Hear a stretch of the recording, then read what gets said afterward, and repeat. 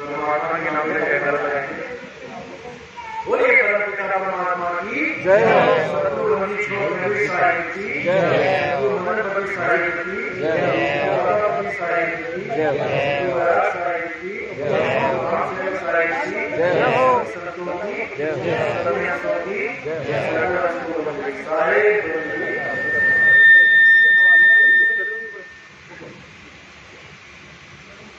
परमात्मा की अपार कृपा हुई इस गाँव में, गाँव वासियों के यहाँ पे मूल ज्ञान का सत्संग किया गया। बहुत बड़े भाग होते हैं जीवों के जो वो मूल ज्ञान को सुन पाते हैं, और उससे भी बड़े भाग होते हैं जब वो मूल ज्ञान को समझ पाते हैं। क्योंकि मूल ज्ञान के अलावा जितना भी ज्ञान संसार में है वो आपको भक्ति से तो जोड़ सकता है, लेकिन मुक्ति नहीं दे पा सकता। आप भगत तो कहलाओगे, लेकिन आपकी मुक्ति नहीं हो पाएगी। यानी जिस कार्य के लिए, जिस मेन काम के लिए आप गुरु के पास गए थे, नाम दिया था, वो मेन कार्य पूर्ण नहीं हो पाएगा।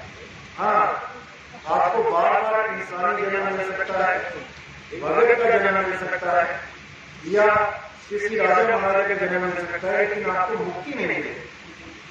मुक्ति के लिए केवल एक ही चीज बताई गई है कि सद्भक्ति। एक होता है केवल भक्ति, जैसे कोई मंदिर जा रहा है, कोई गुरुद्वारे जा रहा है तो वो भक्ति कर रहा है, कोई मंत्र जप रहा है, राम राम वाहेगुरु वाहेगुरु कबीर कबीर अल्लाह अल्लाह, वो भक्ति कर रहा है। हम उसको ये नहीं कह सकते कि वो भक्ति नहीं कर रहा है। चाहे कोई कांवड़ की यात्रा भी कर रहा है तब भी उसके लिए उसकी भक्ति है। हम उसके लिए नहीं बता सकते कि वो भक्ति नहीं कर रहा है। हर आदमी अपनी अपनी तरह से अपने अपने गुरु के द्वारा दिए ज्ञान के अनुसार भक्ति कर रहा है, लेकिन सद्भक्ति नहीं कर रहा है। भक्ति और सद्भक्ति में क्या फर्क है, आज किसी पे विचार करेंगे, आज किसी पे निर्णय करेंगे। जैसे आपको बताया कि मूल ज्ञान के अलावा जितना भी ज्ञान है वो केवल भक्ति कहलाता है, यानी उसको हम कहते हैं पवित्र ज्ञान। पवित्र ज्ञान का मतलब है कि किसी भी देवी देवताओं की पूजा में आ गए, या किसी भी मंदिर मस्जिद गुरुद्वारे की पूजा में आ गए, या कोई तीर्थ व्रत कुछ भी आप कर रहे हैं, वो सब पवित्र ज्ञान में आता है। और जो मूल ज्ञान है वो उसको क्या बोलते हैं, वो आत्म ज्ञान है। उसमें केवल और केवल लक्ष्य एक ही होता है, और वो है आत्मा। किसकी आत्मा? हमारी आत्मा। इसी के लिए संतों ने बोला कि आत्म ज्ञान बिना नर भटके, कभी काबा कभी काशी। अब जब हम काबा और काशी बोल रहे हैं तो फिर काबा और काशी में क्या हो रहा है? नर क्यों जा रहा है काबा में, क्यों जा रहा है काशी में? भक्ति के लिए जा रहा है। काबा का मतलब है जहां मुसलमान जाते हैं अपने अल्लाह को मनाने, अपने रब की पूजा करने, और काशी में हिंदू जाते हैं अपने इष्ट को, अपने भोले शंकर को, अपने राम जी, अपने विष्णु जी को मनाने, उनकी पूजा करने। तो यहाँ पर कबीर साहब ने वाणी में दोनों का फर्क समझा दिया। एक ही लाइन में दोनों तरह का ज्ञान बता दिया। पहले मूल ज्ञान का जिक्र कर दिया, उसके बाद पवित्र ज्ञान। तो कहते आत्म ज्ञान बिना नर भटके, ये हो गया मूल ज्ञान। यानी जहां पर लोग पूजा करने जा रहे हैं, जहां पे लोग अपने रब को मनाने जा रहे हैं, उसको एक नाम दे दिया भटके। क्यों बोला भटके? क्योंकि वहां पर जाने के लिए आपको चलना पड़ रहा है। जहां आपको चलना पड़ रहा है इसका मतलब आप अपने परमात्मा को खुद से भिन्न मान के बैठे। यानी परमात्मा कहाँ है? हमारी आत्मा में, और हम उसे ढूंढने कहाँ जा रहे हैं? अपने आत्मा से दूर। इसको साहिब ने बोल दिया भटके। आत्मज्ञान बिना नर भटके, कभी मथुरा कभी कारवा कभी काशी। अब ऐसा क्यों बोला, इस पर विचार करते हैं। कबीर साहब क्या कहते हैं कि जो हमारा परमात्मा है वो कहाँ वास करता है? वो हमारी आत्मा में वास करता है। कैसे वास करता है आत्मा में? कहते कस्तूरी कुंडल बसे और मृग ढूंढे वन माही, ऐसे रमता राम है ये दुनिया जाने नहीं। कि परमात्मा तो तेरी आत्मा में रमा हुआ है और तू ढूंढ रहा है बाहर, यानी कस्तूरी है हिरण के नाभि में, हिरण के पास, और ढूंढ रहा है हिरण जंगल जंगल जाके घास फूस सूंघ के अपना सारा जीवन बर्बाद कर देगा। अगर उसे कोई भेदी गुरु मिल जाए, ये बताने वाला मिल जाए कि तेरा परमात्मा तुझसे भिन्न नहीं है, तो उसकी दौड़ खत्म हो जाए। अब उसको एक कदम भी ना चलना पड़े। जैसे बोला जीव के माही तेल है और जीव जगमग में आग, तेरा साईं तुझ में है, जाग सके तो जाग। अब जो अपने आप से अलग परमात्मा मान के बैठे हैं, उनको तो साईं ने कहते हैं वो सो रहे हैं, वो सो रहे हैं, अज्ञान की निद्रा में सो रहे हैं।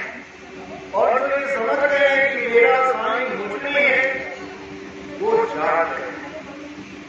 साईं कहते हैं मैं कहता हूँ जाग रही हो और तू जागता है सोइए, तेरा मेरा मनवा कैसे एक होइए। मैं कहता हूँ कि तू जागते रहना, यानी तू याद रखना कि तेरा परमात्मा तुझमें है। तुझमें मतलब तेरे शरीर में नहीं, क्योंकि तू शरीर है ही नहीं। कौन मैं? शरीर से अलग आत्मदेव, मैं आत्मा हूँ। और इन शरीरों को जला एक दिन इन शरीरों को यही छोड़ के चला जाऊंगा। तो इन शरीरों को जो छोड़ के गया वो कौन है? वो मैं हूँ। तो मेरा साईं कहाँ है? मेरा साईं मुझ में है, और जो मैंने शरीर छोड़ दिया वो मैं नहीं हूँ। तो जो मैंने शरीर छोड़ा मेरा साईं उसमें नहीं है। इसको समझना है, मेरा साईं मुझ में है, मेरे शरीर में नहीं। आज सारी दुनिया के संत यही कबीर साहब की वाणियां पढ़ के आपको शरीर के अंदर की भक्ति दे रहे हैं। इंगला पिंगला सुषुम्ना में चले जाओ, मूल चक्र में चले जाओ, नाभि में चले जाओ, मस्तिष्क में चले जाओ, इसकी हो जाती है। लेकिन कोई भेद ना जान पाया कि तुम्हारा स्वरूप क्या है, तुम्हारी असलियत क्या है, तुम्हारा सार क्या है। तो मेरा सार क्या है? आत्मा ही मेरा सार है, जिसको गीता में बोला गया हे अर्जुन तू और मैं ये शरीर नहीं है। शरीर तो आत्मा के द्वारा धारण किए गए कपड़े मात्र हैं। जब आत्मदेव देखता है कि शरीर पुराना हो गया, जर्जर हो गया है, तब इसको त्याग देते हैं। तो आत्मा अजर अमर विनाशी है और कपड़े नाशवान है। इस आत्मा को ना तो कोई शस्त्र काट सकता है, ना अग्नि जला सकती है, ना वायु सुखा सकती है, ना जल भिगो सकता है। तो पूजा करने के योग्य कौन है?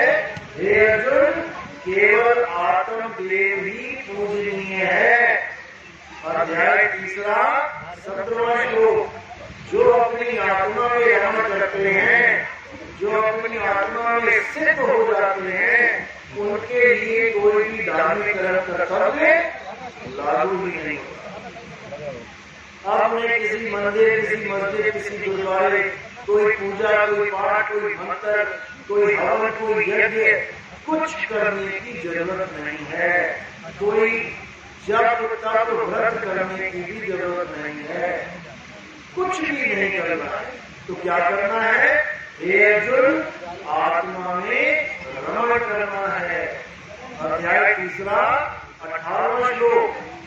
जो अपनी आत्मा में सिद्ध हो जाते हैं, जो आत्म स्वरूप को प्राप्त कर लेते हैं, वो किसी अन्य जीव पर निर्भर भी नहीं रह जाते। आप उनके आत्म कल्याण में किसी और का कोई रोल रह ही नहीं जाता और वो स्वयं सिद्ध हो जाते हैं।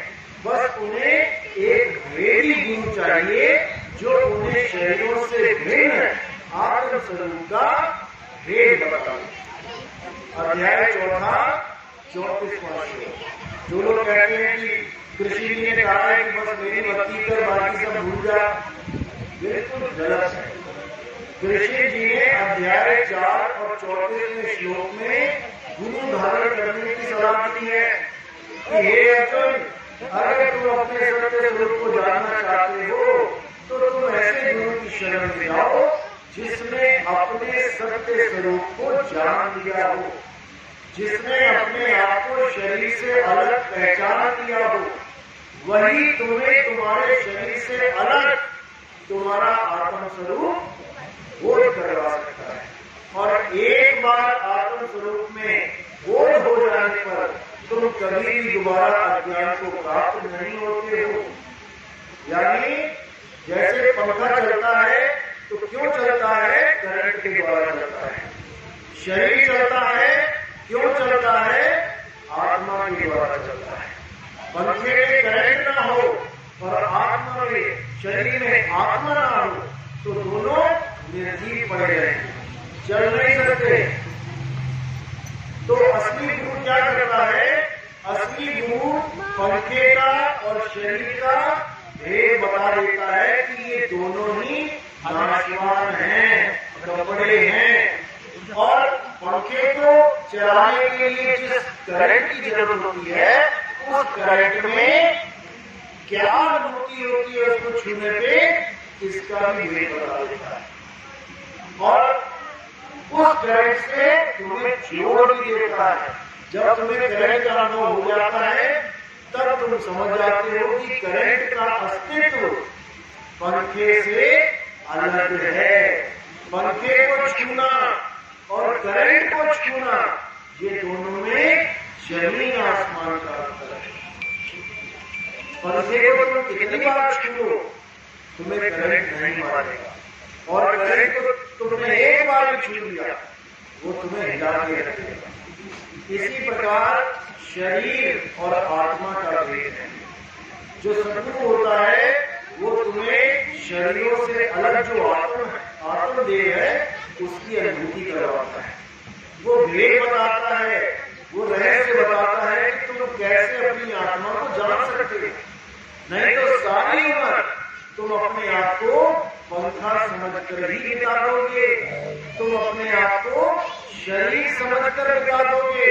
और अंत समय में जब ये शरीर छूटेगा, जब ये शरीर मृत्यु को प्राप्त होगा, तो तुम रोगे, चीखोगे, चिल्लाओगे, गिड़गिड़ाओगे कि मुझे बचा लो, हे भगवान मुझे बचा लो, हे डॉक्टर साहब मुझे बचा लो। असल में तुम कभी मर ही नहीं सकते। हे अर्जुन, तुम, मैं और ये समस्त राजा, ऐसा कोई समय नहीं था जब हम नहीं थे, और ऐसा कोई समय नहीं आएगा जब हम नहीं होंगे। यानी हम में से कभी भी कोई ना तो पैदा होता है, ना ही हम में से किसी की कभी कोई मृत्यु होती है। तो फिर ये जो मृत्यु हो रही है और पैदा हो रहे हैं, ये कौन है? क्या ये हम नहीं है? तो फिर हम हैं क्या? इसी का भेद बताते हुए अध्याय 4 में कृष्ण जी ने बोला, हे अर्जुन, तेरे और मेरे कई जन्म हो चुके हैं। अभी बोला कि हमारे तुम्हारे कोई ऐसा समय नहीं था जब जन्म नहीं हुआ, और कोई ऐसा उसी के कटाक्ष में क्या बोला, तेरे और मेरे कई जन्म हो चुके हैं, मैं उसको जानता हूं और तू उसको नहीं जानता। इसी श्लोक से अगला श्लोक क्या बोलता है, यद्यपि मैं अजन्मा हूं, यानी मैं अजन्मा हूं, मेरा कभी जन्म नहीं होता। यानी एक अध्याय में दो श्लोक एक दूसरे को काट रहे हैं। पहला श्लोक कह रहा है कि तेरे मेरे कई जन्म हो गए, और दूसरा श्लोक कह रहा है कि मैं अजन्मा हूं। तो फिर इन दोनों में से एक झूठ है। अगर कोई बुद्धिजीवी देखेगा, समझेगा, एक जगह कहा जा रहा है तेरे मेरे कई जन्म हो गए, और कई जन्म होने के लिए कई बार मृत्यु को प्राप्त होना पड़ेगा। जैसे आपके और मेरे अगर 10 जन्म देखे जाए तो 10 जन्मों में जितनी बार मैं पैदा हूं उतनी बार ही मृत्यु को प्राप्त होना पड़ेगा। लेकिन अगले ही दोहे अगले ही श्लोक में बोला जा रहा है कि मेरा जन्म नहीं होता, मैं अजन्मा हूं। अब यहाँ पर दो श्लोक हो गए और दोनों एक दूसरे को काट रहे हैं। लेकिन असल में ये दोनों ही सत्य हैं। कैसे हैं, बस इसका भेद जानते हैं। ये सत्य है कि मैं अजन्मा हूं, मैं नित्य हूं, मैं शाश्वत हूं, लेकिन बार बार इस चूल्हे में आ रहा हूं, इसलिए जन्म भी हो रहा है, लेकिन मेरे चोले का, मेरे कपड़ों का, मेरे शरीर का। तो जहां पे लिखा है कि तेरे मेरे कई जन्म हो गए, इसका मतलब बहुत से जन्म हमने ये शरीर धारण किए। और जो अजन्मा स्वरूप है वो आत्म स्वरूप है, यानी हमारी और तुम्हारी आत्मा ना तो कभी जन्म लेती है ना कभी मरती है। तो इन दोनों स्वरूप में एक झूठा स्वरूप है और एक सच्चा स्वरूप है। झूठा स्वरूप क्या है, जो जन्म ले रहा है और जिसकी मृत्यु हो रही है, जिसको शस्त्र काट सकता है, जिसको अग्नि जला सकती है, जिसको वायु सुखा सकती है, जिसको जल भिगो सकता है, वो असत्य स्वरूप है। और सत्य स्वरूप क्या है, वो है जिसे कोई काट मार जला नहीं सकता, वो है आत्म स्वरूप। अब कृष्ण जी के यहाँ पे दो स्वरूप हो गए, एक तो हो गया देही स्वरूप, एक हो गया आत्म स्वरूप। इसी प्रकार आपके भी दो स्वरूप है, एक तो है देही स्वरूप यानी नकली स्वरूप, जो कि आपको शरीर से पहचाना जा रहा है, नाम ले लेके बुलाया जा रहा है, और एक आपका है आत्म स्वरूप, जिसका कोई नाम भी नहीं जानता कि उस आत्मा का नाम क्या है।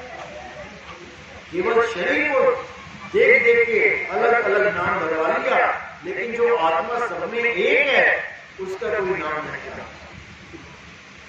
अब हमें गीता क्या बोलती है कि हे अर्जुन, हमें पूजा उसकी करनी है जिसको शस्त्र काट नहीं सकता, अग्नि जला नहीं सकती। तो हम पूजा किसकी कर रहे हैं, जिसको शस्त्र काट गया, जिसको अग्नि और पानी जला गए, बुझा गए, और जिसको नाश कर दिया गया, हम उसकी पूजा में लग गए। अर्थात हम शरीरों की पूजा में लग गए। शरीरों की पूजा में लगने पर हम सत्य को कभी प्राप्त नहीं कर सकते, क्योंकि 7वें अध्याय में कृष्ण जी ने भी सब प्रकार के शरीरों को पूजने के लिए मना किया है। हे अर्जुन, जो भूतों की पूजा करता है वो भूतों के लोक में जाता है, यानी भूतों के शरीर की पूजा कर रहे हो भूतों में जन्म लोग में जाते। जो पितरों की पूजा करता है, यानी हमारे जो पितर चले गए, हम उनकी पूजा करते हैं, तो पितर लोक में जाएंगे, उनके शरीरों के बीच आना पड़ेगा। और जो देवताओं की पूजा करते हैं वो देवलोक को जाते हैं, यानी देवताओं के शरीरों की पूजा करेंगे तो हमें देवलोक में स्थान मिल जाएगा। लेकिन हे अर्जुन, इन तीनों में से यानी भूतों को पूजने वाले, पितरों को पूजने वाले और देवताओं को पूजने वाले, ये कभी भी मुझे प्राप्त नहीं कर सकते। यानी जो मेरा आत्म स्वरूप है ये कभी उसका बोध कर ही नहीं सकते। ये मेरी माया में ही पड़े रहते हैं और बार बार ये लक्ष्य 84 में भटकते ही रहेंगे। जो दिव्य पुरुष मेरे स्वरूप को जानते हैं, यानी जो जानते हैं कि मैं अजन्मा हूं, किस रूप में? आत्म स्वरूप में, केवल वो ही भगत मुझे प्राप्त कर पाते हैं।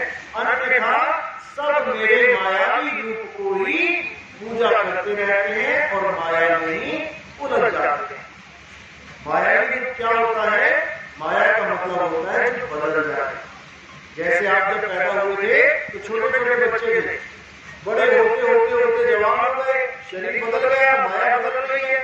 बड़े होकर सफेद हुए, बाद मुंह में दांत नहीं है, बूढ़े हो गए, अब ये फिर माया बदल रही है। माया बदलती रहेगी, लेकिन तुम नहीं बदलोगे। तुम आत्मा हो, तुम्हारा कभी कोई बदलाव नहीं होगा। हम कह देते हैं कि मैं बच्चा हूं, मैं बूढ़ा हूं, मैं जवान हो गया हूं, लेकिन असल में बच्चा, बूढ़ा और जवान हमारा शरीर होता है, हम नहीं होते। हमारा तो एक पल ना बीता है ना बीतेगा। हम समय से परे हैं, हम आत्मा हैं। हे अर्जुन, आत्मा ही नित्य है, आत्मा ही शाश्वत है। हम अविनाशी हैं और ये देह एक नाशवान कपड़े हैं। इससे पहले कि हमें शरीर छोड़ना पड़े, हमें जानना है कि हम हैं क्या, हमारा स्वरूप क्या है। अगर हमने अपना स्वरूप नहीं जाना और हम देवी देवताओं की, पितरों की, भूतों की पूजा करते रहे, तो हे अर्जुन, ये जन्म निष्फल हो जाएगा। ये लक्ष्य 84 के बाद एक जन्म मिला है, ये जन्म बर्बाद हो जाएगा। इस जन्म का एक ही लक्ष्य है, आत्म की पूजा, आत्मा की। तो हे अर्जुन, अगर आत्मा की पूजा करनी है तो किसी ढेरी सद्गुरु के पास जाके आत्मा का ज्ञान लेना होता है, और तभी तुम्हें समझ में आता है कि शरीर से अलग में आत्मा कैसे। नहीं तो इसी कारण में उलझ के अपना पूरा जन्म बर्बाद कर। तो कबीर साहब भी कहते हैं कि आत्म चीने परमात्म चीने, संत कहा सोए और यह भेद काया से बाहर मुझे प्रदान। कबीर साहब कहते हैं तुम सीधे परमात्मा को ढूंढोगे तो नहीं मिलेगा, तुम्हें पहले आत्मा को ढूंढना पड़ेगा। यानी सीधे घी को ढूंढना है तो नहीं मिलेगा, तुम दूध को ढूंढो, दूध मिलेगा तो दूध से ही घी बन जाएगा। लेकिन तुम कहो कि सीधे घी मिल जाए, कहीं पेड़ पे लटका मिल जाए, कहीं जमीन खोद के मिल जाए, किसी कुएं में पड़ा मिल जाए, तो घी नाम की जो वस्तु है वो कहीं नहीं मिलती। सारा संसार खोज मारो, घी कहाँ छुपा है? दूध में। अब कोई कहे कि दूध में हाथ डाल के घी निकाल के दिखा दो, 10 मिनट दूध रख दिया पतीले में। कोई कहे इसमें घी है, तो कहे निकाल के दिखाओ, हाथ डाल के पतीले रख दिया। दूध में हाथ डाल के घी निकालोगे? नहीं निकलेगा। लेकिन इतना ज्ञान है कि है इसी में। तो अज्ञानी जीव कभी भी दूध में से घी नहीं निकाल पाएगा। क्यों? क्योंकि उसे विधि नहीं पता। और जिसको गुरु मिल जाता है, सिखाने वाला, समझाने वाला मिल जाता है, वो उसी दूध में से घी निकाल देगा। अब दूध में से घी है तो उसी में, लेकिन कितने घंटे की दूरी पे है इसको समझना पड़ेगा। दूध को दही बनाने में कम से कम 12 घंटे लग जाएंगे, तो दूध से दही की दूरी है 12 घंटे। अब दही को बना मान चलो 1 घंटे में मक्खन निकाल दिया, तो मक्खन की दूरी दूध से हो गई 13 घंटे। अब मक्खन को गर्म किया और उसमें से घी निकाला, माना 1 घंटे में, तो दूध से घी की दूरी 14 घंटे हो गई। अब दूध में से घी 14 घंटे में निकल सकता है, लेकिन है उसी में। इसी प्रकार परमात्मा हमारी आत्मा में ही है, लेकिन हमसे कितनी दूरी पे है? जब आप साधना करोगे, जब आप भक्ति करोगे, जिस दिन आपने भक्ति शुरू करी और जिस दिन आपको परमात्मा का अनुभव हुआ तो परमात्मा हमसे उतनी दूर हो। अब किसी को जल्दी मिलेगा, किसी को दूर में मिलेगा, तो इसका मतलब दूरी आगे पीछे है, बिल्कुल है। वो किस पे निर्धारित करेंगे कि कितना दूर है कितना पास है? वो निर्धारित करेंगे तुम्हारी सूरत पे, तुम्हारे ध्यान पे, कि तुम्हारा ध्यान कितना फंसा है संसार में। जैसे अर्जुन को बोला कि निशाना लगाओ, अर्जुन ने निशाना लगाया, उसकी आंख सीधे पक्षी की आंख को देख रही है। अब दूसरों से बोला तुम दिखाओ क्या क्या दिखता है, किसी को पूंछ दिखाई दे रहा है, किसी को पंजे दिखाई दे रहे हैं पक्षी के, किसी को पेड़ फल फूल दिखाई दे रहे हैं। अब निशाना तो सामने है, लेकिन उस निशाने में लगाने पर निशाना पता नहीं कितना समय लग जाएगा। इसी प्रकार तुम्हारी सूरत जब तक संसार में भटक रही है परमात्मा तुमसे दूर है, और तुम्हारी सूरत जब उसके चरणों में लग गई तो परमात्मा तुम्हारे पास है। वो को कहाँ ढूंढे बंदे, मैं तो तेरे पास में, बिल्कुल पास में। लेकिन दूर क्यों है? क्योंकि सूरत फंसी संसार में, तासे पड़ गई दूर। और सूरत बांधे स्थिर करो, आठों पहर हुजूर। जब आठों पहर तुम सूरत को स्थिर करना सीख लोगे, पूजा पाठ की बात नहीं कर रहे हैं, पूजा पाठ में 8 पैर कर नहीं सकता। कोई कहे ध्यान लगा के बैठे तो 8 पैर ध्यान लगाओगे क्या? 8 पैर का मतलब होता है 24 घंटे। 24 घंटे ना तो कोई मंदिर में घंटी हो जा सकता है, ना 24 घंटे कोई आरती गा सकता है, ना 24 घंटे कोई नाम जप सकता है। तो फिर 24 घंटे की भक्ति कैसे होगी? सूर्य की सुध यूं रहे, जीव गागर परिहार, बोले डोले सूरत में, कहे कभी विचार। तुम 24 घंटे किसी पनिहारी को चला दो जो सिर पे घड़ा लेके चल रही है, अब वो घड़े को कितनी देर याद रखेगी? 24 घंटे में 24 घंटे में वो कितनी देर याद रखेगी? अपने घड़े को सिर पे घड़ा रखा है, 24 घंटे चलेगी तो 24 घंटे रखेगी। अब ना तो उसने कोई नाम जपा, पनिहारी पानी लेने जाती है सिर पे घड़ा रखे तो क्या नाम जपती नहीं जाती है? कोई घड़ा घड़ा घड़ा घड़ा घड़ा, घड़े को याद करने के लिए कोई नाम लेना पड़ रहा है उसे? नहीं लेना पड़ रहा है। उसकी सूरत सीधे घड़े में लगी है, उसका ध्यान घड़े में लगा है। ऐसे ही परमात्मा को याद करने के लिए परमात्मा का नाम नहीं जपना पड़ता। जो नाम जपते हैं परमात्मा उनसे सदा दूर रहता है। सबसे बड़ी दुविधा तो ये है, जो परमात्मा को पाने के लिए नाम जपते हैं परमात्मा उनको सारे जीवन में नहीं मिलता। क्यों नहीं मिलता? क्योंकि सारे क्या कह रहे हैं? वो तो कहाँ ढूंढे बंदे, मैं तो तेरे पास में, खोजी होए तुरंत मिल जाऊं, एक पल की तलाश में, नाम जप में, नाम जप में, नाम जप में। अगर तुम जप रहे हो तो तुम्हें मिलने वाला नहीं। ये जपना जपना छोड़ दो, इसको बिल्कुल छोड़ दो, तब भले तुम्हारा विवेक जग सकता है और तुम उस वस्तु को ढूंढने के लिए कुछ हरकत करो जो वस्तु तुम्हारे पास है। जब वस्तु मेरे पास है तो उसका नाम क्या रखूं? क्यों ना ऐसा ढूंढ लूं जो मेरे पास पड़ी वस्तु को मुझे बता देता है और मैं सीधे उस वस्तु के कॉन्टेक्ट में आ जाऊं। बस हमें ऐसे ही खोजी होए तुरंत मिल जाओ, एक पल की तलाश। खोजी होगा तो गुरु के पास जाएगा, गुरु के पास गया तो ये पूछेगा गुरु जी मुझे बताओ वो कौन सी वस्तु है मेरे पास है लेकिन मुझे मिल नहीं रही है। तो गुरु उसको इशारा करेगा, सहन देगा, क्योंकि वस्तु को प्राप्त करने के लिए इशारा काम आता है और मंत्रों को जपने के लिए ये जीव काम आती है।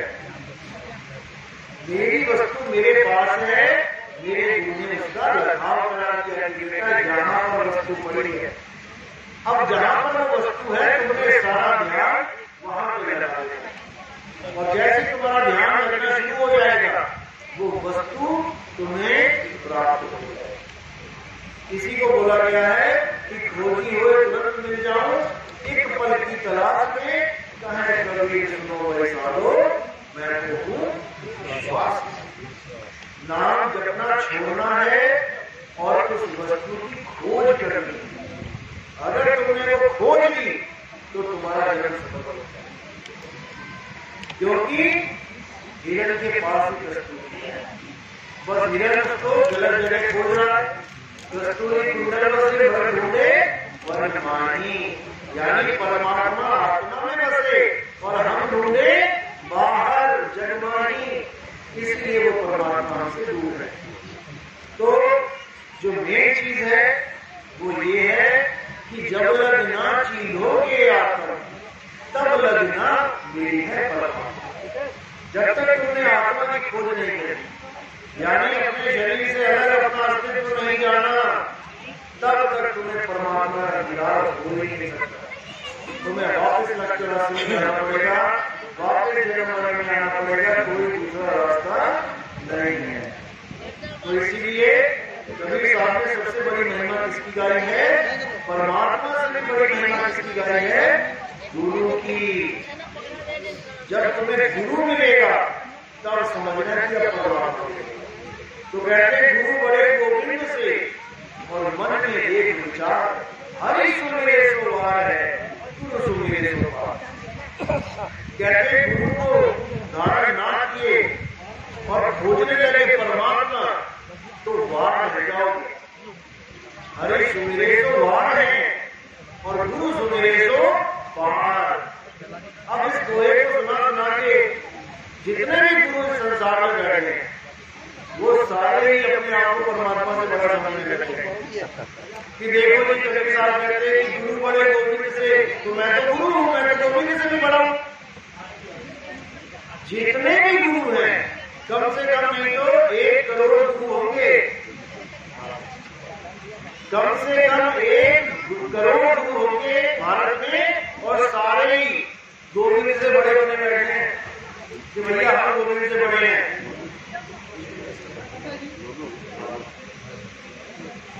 तो कह रहे हैं कि हम सबसे बड़े हैं, गोविंद से भी बड़े हैं, और दोहा सब यही दिखा रहा है।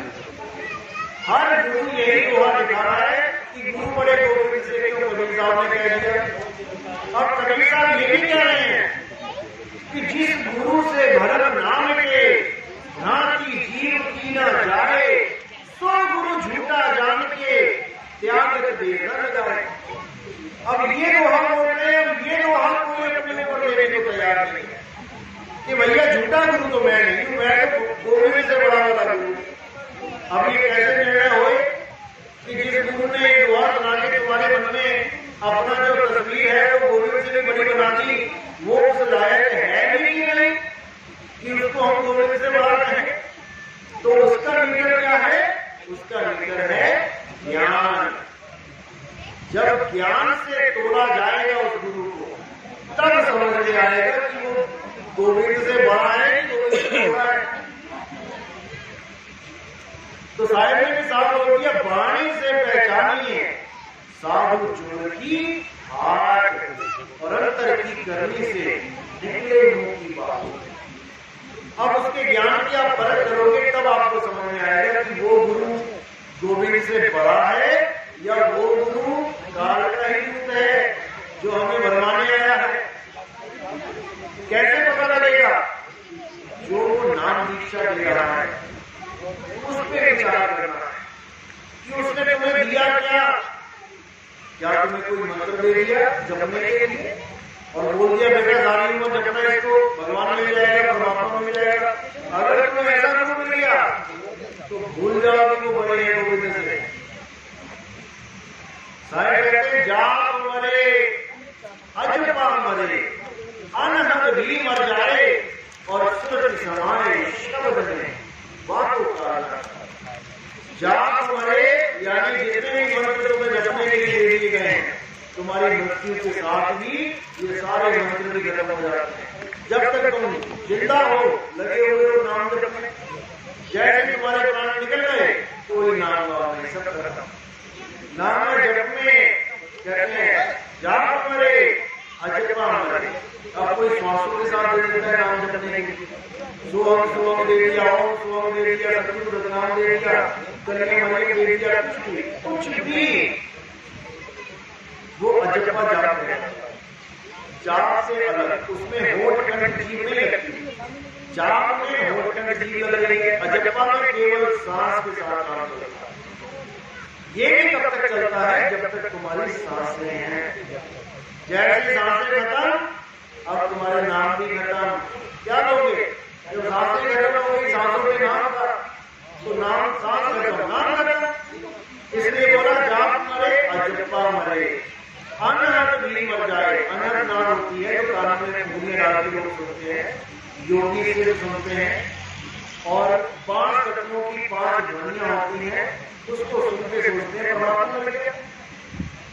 लेकिन सारे उसको भी कह रहे हैं कि अनहद भी मर जाए।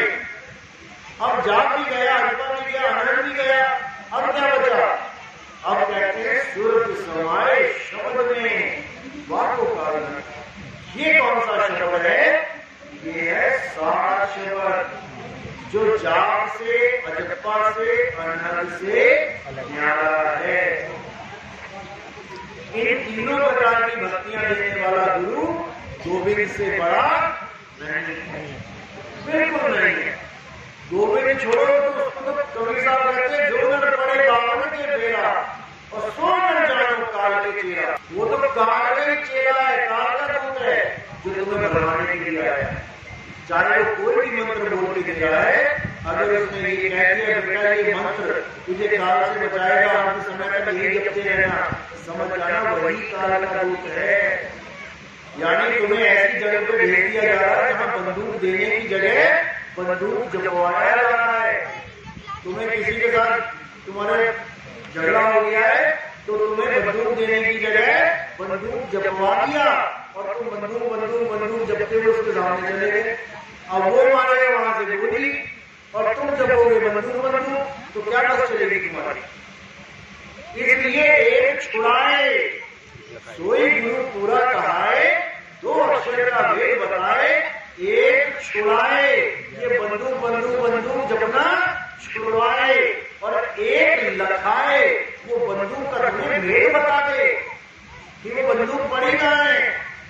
तब तुम ये जपना छोड़ के तुम उस वस्तु के पास पहुंचोगे, यानी वस्तु का नाम छोड़ के अब तुम उस वस्तु के पास पहुंचोगे जो गुप्त है। तो सारे कहते हैं वस्तु कहीं और ढूंढे कहीं, कैसे लागे हाथ और गुप्त वस्तु तब मिले भेदी के साथ। जपी तपी सन्यासी गुरु नहीं करना है, भेदी गुरु करना है, जो तुम्हें भेद बताए, रहस्य बताए। जपी तपी सन्यासी तो कबीर साहब से पहले कितने थे? कबीर साहब को आने की क्या जरूरत है दुनिया में? अगर जपते परमात्मा मिलता है तो सतयुग से जपते ही तो आ रहे हैं। अरे सतयुग में भी इतना नाम जपा तब भी मुक्त न हुए, आगे त्रेता में इतने नाम जपे फिर भी मुक्त नहीं हुए, आगे द्वापर में इतने नाम जपे तब भी मुक्त नहीं हुए, आगे कलयुग में जो बैठे हुए सारे कलयुग में कहां से होते अपने नाम नहीं जपा। अगर अब भी वही नाम जपोगे तो दोबारा फिर नहीं बैठे होगे। इसलिए अब क्या करना है? जो गलतियां पहले करी हैं अब नहीं दोहरानी। पहले कौन सी गलतियां करी हमने? हम जबी तभी सन्यासी बन गए। ना कोई नाम जपना है, ना अपने शरीर को कष्ट देना है, ना तपस्या करनी है, और ना ही घर वाला छोड़ के सन्यासी बन जाना है, जंगलों में चले जाना है। ये तीनों काम छोड़ देने हैं। अब क्या करना है? गुप्त वस्तु तब मिले भेदी के साथ।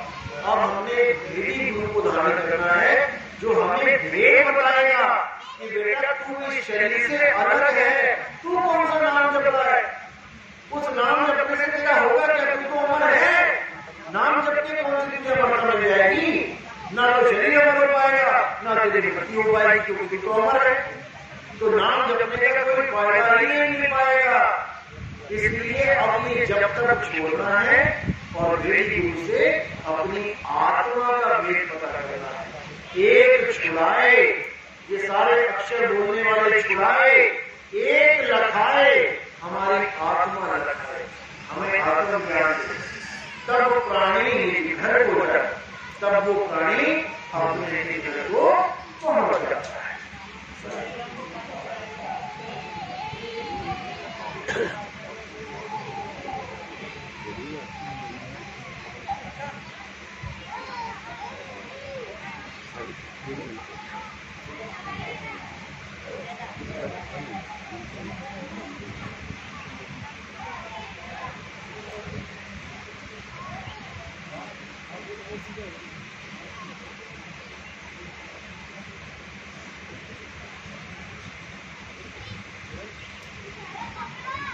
तो सारे कहते हैं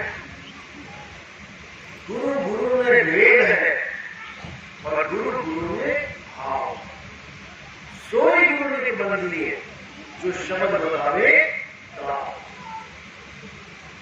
गुरु बहुत है, दुनिया भर के गुरु हैं। जहां मर्जी चले जाओ, गांव गांव में गली गली में आपको गुरु मिल जाएगा, और किसी भी गुरु के पास चले जाओ आपको जब तब इसी में हो जाएगा। लेकिन सारे क्या कह रहे हैं कि गुरु गुरु में भेद है, यानी उनमें भेद है। सारे गुरु एक से नहीं है। सारे गुरु अगर एक हैं तो फिर सतगुरु की महिमा ही खत्म हो गई। सारे मोबाइल एक है, फिर असली नकली की महिमा ही खत्म हो गई। सारे पंखे एक हैं तो फिर क्वालिटी की महिमा ही खत्म हो गई। फिर क्यों कहते हैं भाई अच्छा वाला सामान लेके आना, अच्छी वाली अच्छा कपड़ा लेके आना, बढ़िया क्वालिटी का लेके आना, क्योंकि घटिया क्वालिटी का भी है तभी तो अच्छा ढूंढेंगे। तो सारे कह रहे हैं गुरु गुरु में भेद है, गुरु गुरु में अंतर है, गुरु गुरु में भाव। सोई गुरु ने बंदी है जो शब्द बतावे ताव। अब यहाँ पर बोला है सोई गुरु, यानी सोई का मतलब होता है केवल। केवल वो गुरु धारण करना है, वो गुरु को वंदना है जो शब्द बतावे ताव, जो तुम्हें नाम जपने वाले ना दे, बल्कि काल के साथ जब तुम्हारी जंग होगी, जब काल भगवान आएगा तुम्हारे साथ युद्ध करेगा, तब तुमने कौन सा दाव खेलना है, ये जो बता दे वही सतगुरु है। क्योंकि जब दो पहलवान लड़ते हैं तो उस अखाड़े में पहलवान का गुरु तक एंट्री नहीं कर सकता। जिस गुरु से 10 साल पहलवानी सीखी है वो भी अखाड़े में जाकर उस चेले की मदद नहीं कर सकता। लेकिन वहां पर मदद कौन करेगा? चेले की, क्योंकि दोनों ही तगड़े हैं। वो भी देसी घी खा पी के अटका हुआ है और सामने वाला भी दोनों ही तगड़े हैं। जीतेगा कौन? जिसके पास गुरु का दाव है, जिसके पास ज्यादा दाव है वो पहलवान बाजी मार लेता है, क्योंकि सामने वाले को पता ही नहीं लगता मैं कौन सा दाव लगाने वाला हूं, और एकदम घुमा के भीड़ लगा देता है। तो ताकत दोनों के पास है, ताकत में कोई कमी नहीं है, कमी है दाव में। अगर दाव के बिना पहलवानी जीती जा सकती तो कोई पहलवान गुरु करे ही ना, खाए पिए तगड़ा हो जाए और आ जाए मैदान में, फिर गुरु करने की क्या जरूरत है? जरासंध के साथ भीम का 13 दिन तक युद्ध चलता रहा।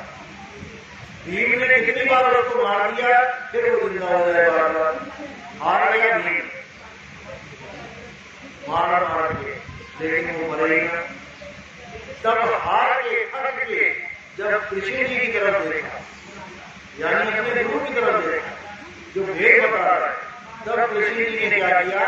एक लकड़ी को तोड़ के ऐसे फेंक। अब वो समझ गया कि क्या करना है। पहले वो ऐसे तोड़ के ऐसे फेंक रहा था, अब उसने ऐसे तोड़ के ऐसे फेंका। जब ऐसे फेंका अब वो दोबारा जुड़ ही नहीं पाया, उसका शरीर खत्म हो गया। कर रही है, काम कर रहा है दाव। तो इसलिए कबीर साहब ने उस गुरु की महिमा गाई है जो आपको दाव सिखा दे।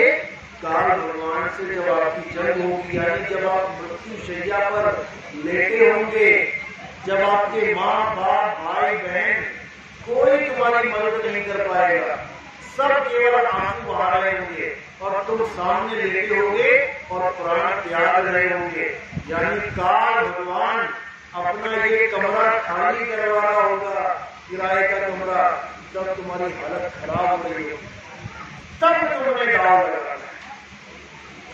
तब तुमने कौन सा दाव लगाना है? जो तुम्हें बेड़ी गुरु बताएगा। तब इस काल की हार होगी और तुम जीत जाओगे। तुम जीत इसलिए जाओगे क्योंकि तुम अमर हो, काल तुम्हें मार नहीं सकता। लेकिन तुम हार इसलिए जाते हो क्योंकि तुम्हें पता ही नहीं है कि मैं अमर हूं और मैं जीतूं तो कैसे जीतूं। तो इसी को सारे ने बोला है कि जब तुम दाव लगाओगे तो क्या बोला उस पे?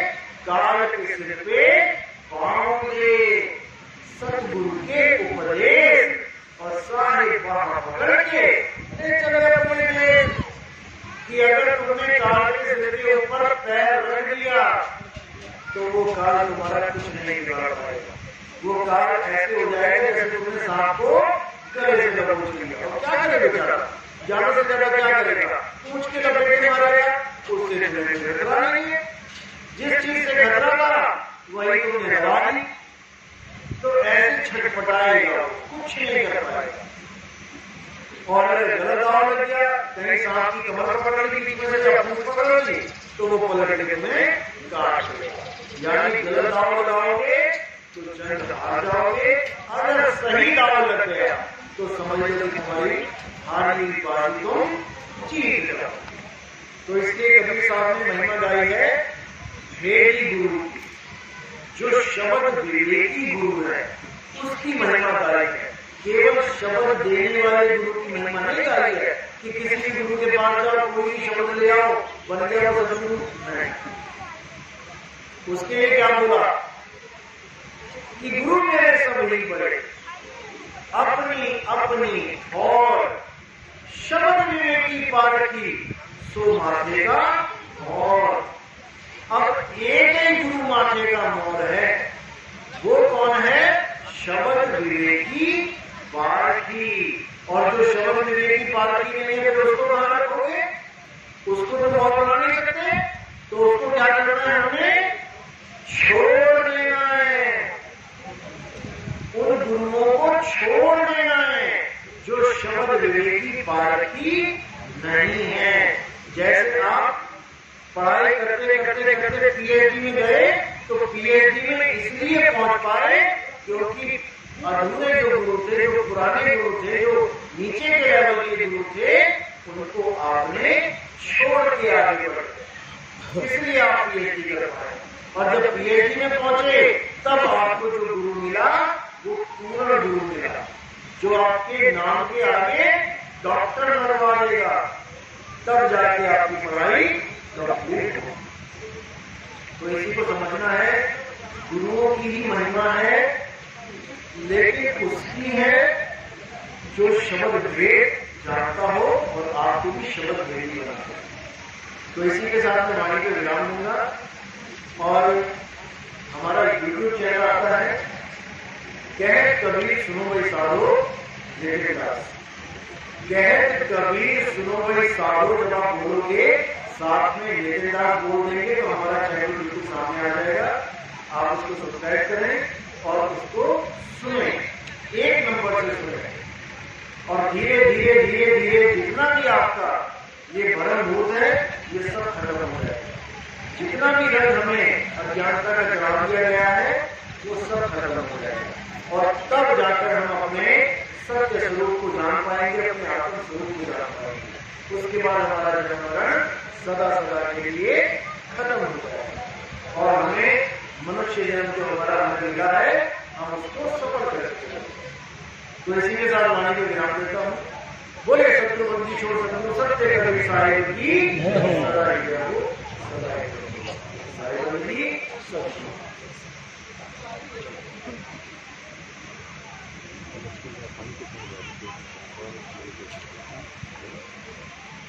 ये बहुत सत्संग सुन रहे हैं हमारे यूट्यूब पे, उनमें से कोई नाम लेना चाहता है बात कर रहे हैं, वर्तमान दिशा को लेना चाहता है जो हमारे सत्संग सुन रहे हैं, क्योंकि बिना सत्संग सुने हम लोग नाम दिशा नहीं देते। पहले सत्संग सुनवाते हैं, 50 सुनो, 60 सुनो, 100 सत्संग सुनो, धीरे धीरे जब धीरे जागृत हो तब नाम दीक्षा, ऐसे नाम दीक्षा नहीं देते।